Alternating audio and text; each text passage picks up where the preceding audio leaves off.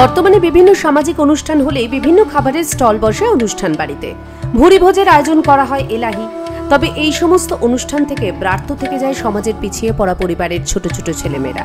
তাদের আর কেউ আমন্ত্রণ করে না। তাই সেই সব কচি কাচাদের মুখে হাসি ফোটাতে এবং ছাত্রছাত্রীদের স্কুলমুখী করে তুলতে এবার নদিয়ার মধ্যে এই প্রথম এক অনন্য উদ্যোগ নিল সরকারি প্রাথমিক বিদ্যালয়।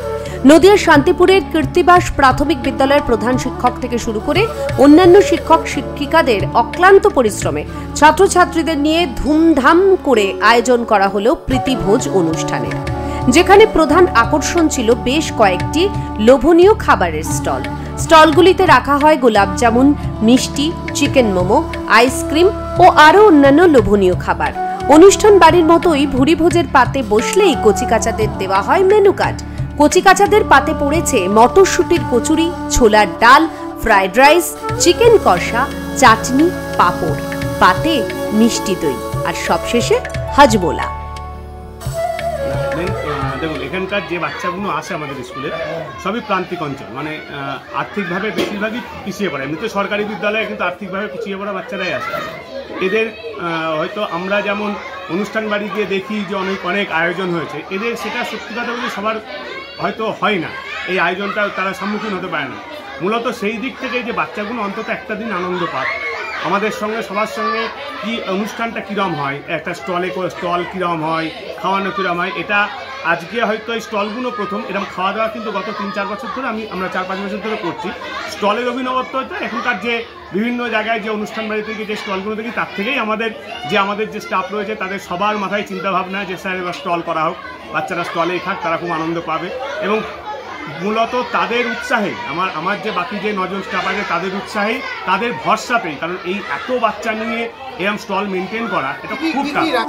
বিদ্যালয়ের ছোট ছোট ছাত্রছাত্রীরা এই ভুরিভোজের অনুষ্ঠানকে উপভোগ করে তাদের মুখে ফুটে ওঠে চওড়া হাসি। বিদ্যালয়ের শিক্ষকদের এই ধরনের উদ্যোগে বেজায় খুশি অভিভাবকরাও।